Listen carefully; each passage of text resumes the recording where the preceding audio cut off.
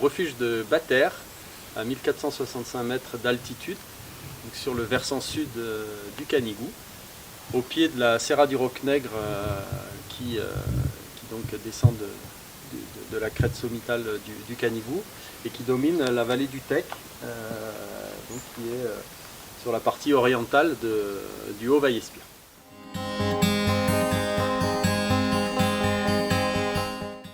L'accès au refuge de Batters est des plus aisés.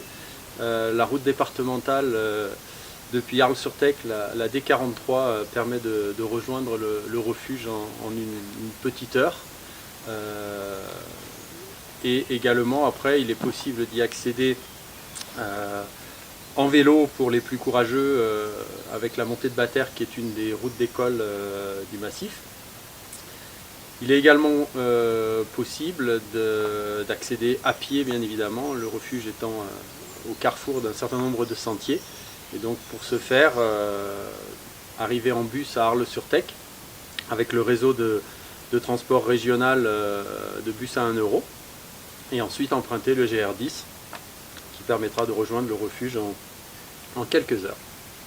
Il est également possible d'accéder au refuge de Batters depuis le versant nord du Canigou, depuis le Conflent, et il faut compter à peu près une heure et quart de route depuis Vinça, avec la particularité, c'est que les derniers kilomètres sont sur une piste en terrain naturel dont la viabilité est incertaine, mais qui permet de passer notamment et d'avoir un belvédère sur la plaine du Roussillon en passant à proximité de la tour de Batters, qui est un des lieux assez emblématiques de ce secteur.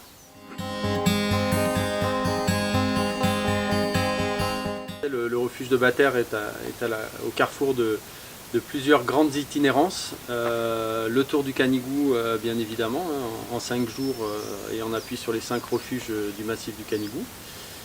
Le GR10 qui permet de traverser les Pyrénées depuis Hendaye jusqu'à Banyuls-sur-Mer.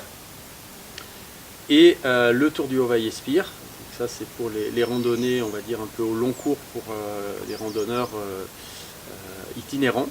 Après, Batters est également un camp de base très intéressant pour aller à la découverte du massif de manière plus courte, que ce soit à la demi-journée sur des sites comme la Pinouse, le site minier de la Pinouse, ou le pitch de l'Esteille, ou la tour de Batters, ou également là pour une journée rejoindre le refuge des Cortalettes ou le refuge de Saint-Guilhem, qui sont donc deux des refuges avec qui Batters communique.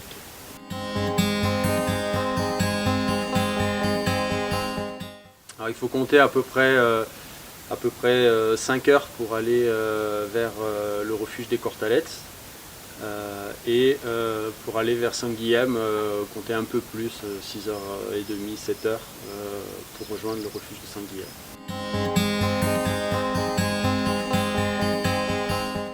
Alors, l'itinérance sur le tour du Canigou pour rejoindre ces 2 refuges est forcément réservée un peu plus à des habitués, des randonneurs aguerris, parce qu'on est quand même en montagne, partout au-dessus de 1000-1500 mètres, sur des terrains accidentés. Donc je dirais en famille oui, mais peut-être à partir de 10-11 ans, 10-12 ans pour des enfants qui ont quand même une certaine pratique. Après, il est aussi possible de faire le tour du Canigou avec l'appui d'ânes de bas qui permettent de porter les bagages et donc pour le coup d'alléger la randonnée et de la rendre plus facile et plus accessible au plus grand nombre. Après, côté famille, vraiment sur ce secteur, peut-être trois conseils randonnée. Le premier, c'est autour d'une thématique minière, parce que Batters est une ancienne cité minière et il y a un certain nombre de vestiges alentour, soit très directement dans le périmètre du refuge, à un quart d'heure, une demi-heure de marche, ça permet déjà d'accéder sur des anciens vestiges, et il y aura très prochainement des tables de lecture et des pupitres de présentation.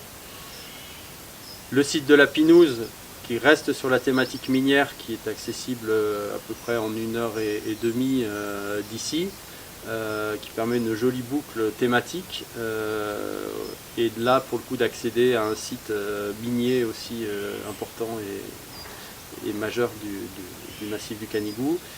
Et la tour de Batters pour une approche familiale aussi, la tour étant à peu près à 3/4 d'heure de marche du refuge, et avec très peu de dénivellation sur des chemins qui sont très praticables, même avec une poussette ou des enfants en bas âge.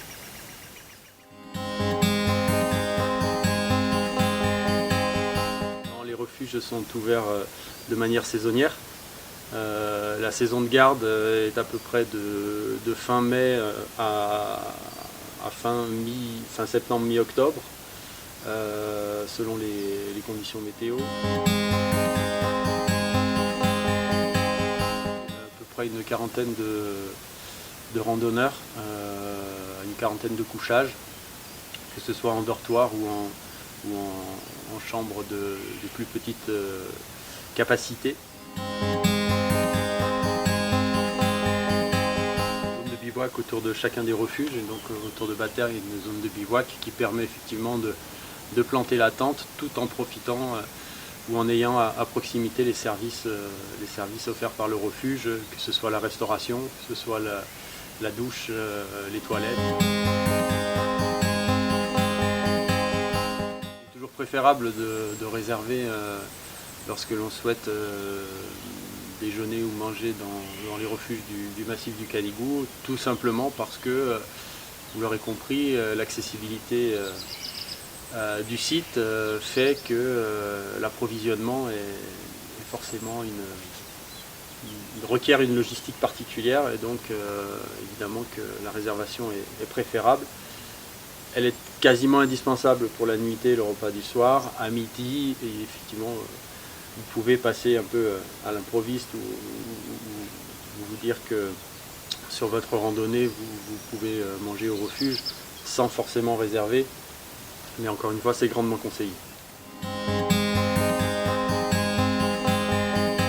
La présentation en question effectivement pour accéder et pour toute randonnée, que ce soit sur une demi-journée ou au long cours, la carte hygiène top 25 massif du Canigou ou la top 50, elle est absolument indispensable. Donc, on la trouve dans dans tous les commerces en vallée, il n'y a pas de difficulté là-dessus. Après, nous avons fait une petite compilation au niveau du syndicat de l'ensemble de l'offre des informations pratiques pour accéder au massif du Canigou et aux différents secteurs du massif du Canigou, donc dans le cadre de ce petit dépliant qui s'appelle Magique, où on a tous les liens, les conseils, les bonnes pratiques et les bonnes idées pour partir à la découverte du massif du Canigou dans sa globalité et de ce secteur Batters-Pinouse en particulier.